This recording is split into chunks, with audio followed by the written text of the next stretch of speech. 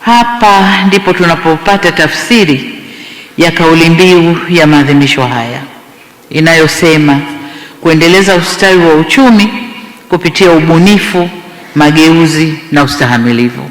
Kauli mbiu hii imebeba kile chote kinachotokea duniani kwa sasa. Sababu mabadiliko yale kwa kiasi kikubwa yataleta mageuzi ya kiuchumi na mambo mengine, na hivyo tunapaswa kuwa wabunifu kujenga mifumo itakayoweza kustahimili yale yanayotokea duniani.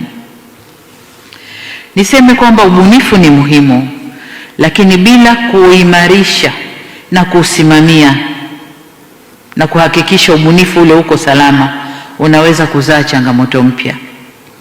Mageuzi tunayoyazungumza ni muhimu, lakini kama hayabadili maisha ya wananchi, yatasalia kwa takwimu katika ripoti zetu.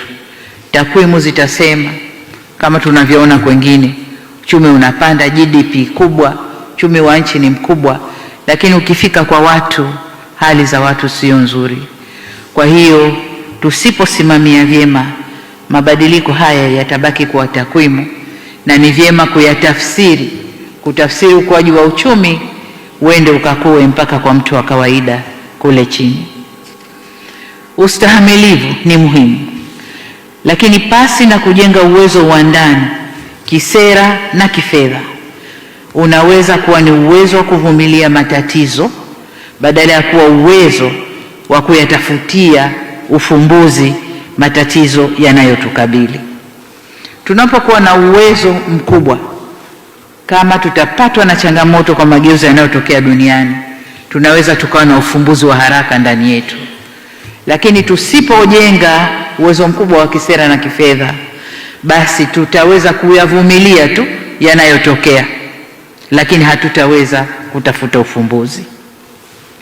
Ndugu viongozi na wananchi wenzangu, mafanikio ya mfumo wa fedha hayana budi kwenda sambamba na usawi wa mwananchi mmoja mmoja. Kipimo chetu kisibaki kuwa wananchi wangapi wamefikiwa na huduma ya fedha, bali tujipime ni kwa kiasi gani huduma za fedha zinakuza mitaji na biashara ndogo ndogo na kuweza kuchangia kuwafanya wale wa biashara ndogo ndogo kuweza kuchangia katika uchumi wa nchi.